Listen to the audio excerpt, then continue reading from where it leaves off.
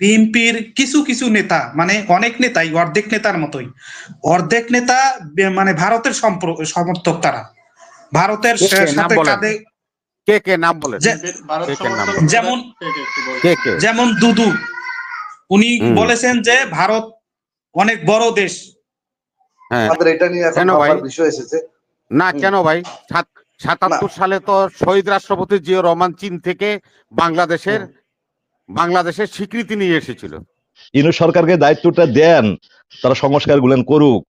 আপনারা বারবার বলতে চান আমরা সংখ্যাগরিষ্ঠ লোক গিয়ে সংস্কার করব। সাধারণ এই তত্ত্বাবধায়ক সরকার বা অন্তর্কালীন সরকার সংস্কার করতে পারবে না। আপনারা গেলে পরে আপনারা কি এমন সংস্কার করতে পারবেন না তো। আপনারা নিজেদের মতোই করে সংস্কার করবেন।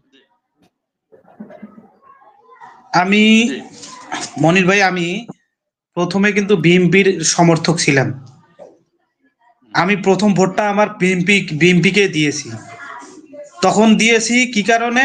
যে বিএনপি ছিল ভারত বিদ্বেষী। আমার একমাত্র শত্রু হলো কিন্তু ভারত। ভারতের বিরুদ্ধে যেই কথা বলবে আমার তাকেই ভালো লাগে। এই কারণে আমি বিএনপিকে সমর্থন করেছিলাম। কিন্তু এই 5ই আগস্টের পর দেখতে পাচ্ছি বিএনপির কিছু কিছু নেতা, মানে অনেক নেতাই অর্ধেক নেতার মতোই, অর্ধেক নেতা মানে ভারতের সমর্থক। তারা ভারতের সাথে কাঁধে। কে কে নাম বলেন? যেমন দুদু, উনি বলেছেন যে ভারত অনেক বড় দেশ। এটা তো ডাক্তার শফিকুর রহমানও বলছে যে ভারত অনেক বড় দেশ। যে ডাক্তার শফিকুর রহমান বললেন তাকে সমর্থন করা যাবে না। আমরা দুদু বলছে শফিকুর রহমান সমর্থন করব না। ভারতের বিরুদ্ধে যেই যাবে। আরে ভারতের সাথে আমাদের যে সম্পর্ক, আপনাকে আমি বলি, 21 ট্রাক আমাদের 10 ট্রাক যে অস্ত্র, সে মামলায় আমাদের লুৎফর রহমান সহ নিজামী সাহেব, মুজাহিদি সাহেব, আমাদের ক্ষমতাসীন দলের সমস্ত নেতাদেরকে ওই মামলায় আওয়ামী লীগের সাথে হাত করে তারা জেলে দিয়েছে। কেউ যাবজ্জীবন হয়েছে, কেউ ফাঁসি হয়েছে, কেউ জেলখানায় মারা গেছে। ভারতের সাথে আমাদের সাথে সম্পর্ক আছে। আপনি কেমনে মনে করেন?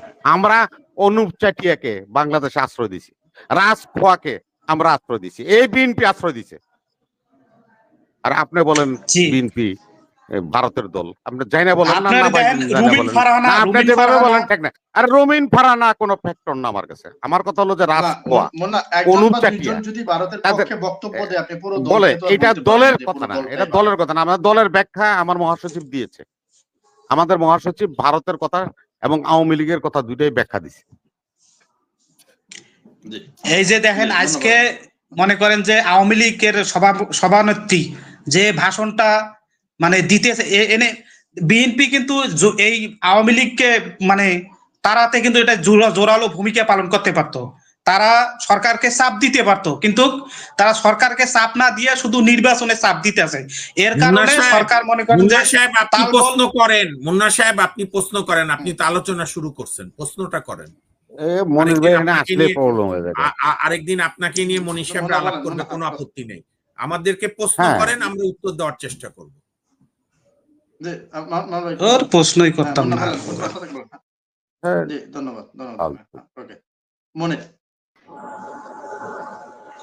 ধন্যবাদ এনাম ভাই এবং আলোচক বৃন্দ, আসসালামু আলাইকুম।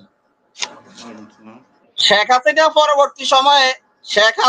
পরবর্তী সময়ে আমাদের রাজনৈতিক দলগুলো কেন বাংলাদেশ পুনর্গঠন বিষয়ে ঐক্যমত হতে পারলো না? কেন রাজনৈতিক দলগুলোর অবহেলার কারণে শক্তিশালী একটা অন্তর্বর্তী সরকার গঠন হতে পারলো না? রাজনৈতিক দলগুলোর এই যে কোন দলের কারণে, বিরোধের কারণে আওয়ামী লীগ বাংলাদেশে এত অরাজকতা করার সাহস পেয়েছে? এখনো যে এরা অরাজকতা করছে আমাদের রাজনৈতিক দলগুলোর ভুল বুঝাবুঝির কারণে। আমাদের রাজনৈতিক দলগুলো কবে দেশপ্রেমিক হবে, কবে ওনারা দলের স্বার্থে বাইরে এসে দেশের স্বার্থে ভালোভাবে কাজ করবে, এরকম রাজনীতিবিদ তো এখনো গড়ে উঠেনি, এখন এরকম দেশপ্রেমিক দলও গড়ে উঠেনি। তাহলে আমাদের জনগণকে জিম্মি করে যে এই 54 বছর এরা ওনারা রাজনীতি করতেছে, এর জবাবদিহিতা কে দিবে? ধন্যবাদ আপনার সবাইকে। মামুন সাহেব বল। আসসালামু আলাইকুম ওয়া রাহমাতুল্লাহি ওয়া বারাকাতুহু। মনির ভাই, আমাকে সংযুক্ত করবার জন্য ধন্যবাদ।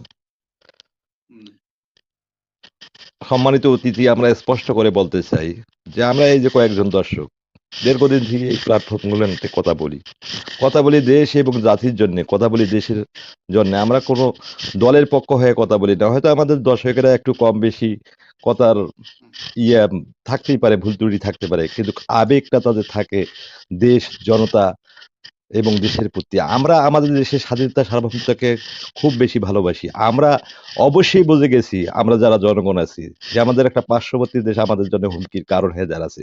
তো এই হুমকিটাকে আমরা খুব কঠিন মনে করি না, কারণ এর প্রতিদ্বন্দ্বী কয়েকটা দেশও আছে, আবার চীন আছে, পাকিস্তান আছে, ওইদিকে তুরস্ক আছে। এগুলোকে আমরা একটা তেমন প্রতিদ্বন্দ্বী মনে করি না। ভারত অতটাও শক্তিশালী হয় না যে বাংলাদেশকে দখল করবে, আর যদি দখল করে ফেলে এর যথাযথ জবাব আমরা দিতে পারবো। কিন্তু আমাদের কথা হচ্ছে এই বাংলাদেশের রাজনীতিবিদরা হয়তো কোনো এক দল রাজনীতি ক্ষমতায় চলে গেলে আমাদের মতো দর্শকদের খুঁজে বেড়ে দুই একটা চর মারতে পারে, নতুবা জেল দিতে পারে। আমরা তোয়াক্কা করি না, কারণ আমরা দেশকে ভালোবাসি, দেশের স্বার্থে কথা বলতে চাই। কোনো নেতাকে ভয় পাই না, আমরা নেতাকে ভয় পাওয়ার কারণও দেখি না।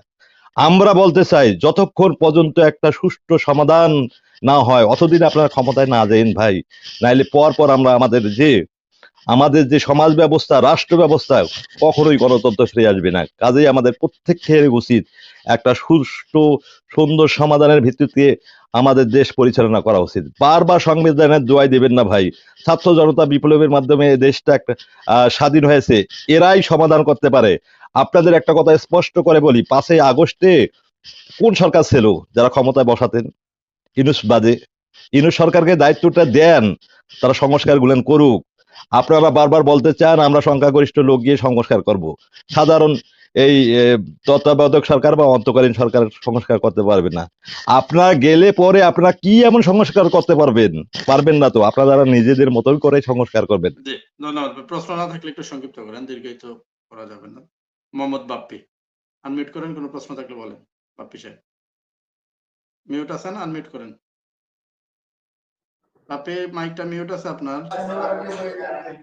বলেন। আসসালামু আলাইকুম। আসসালামু আলাইকুম, শুনতে পাচ্ছেন? ওয়ালাইকুম আসসালাম।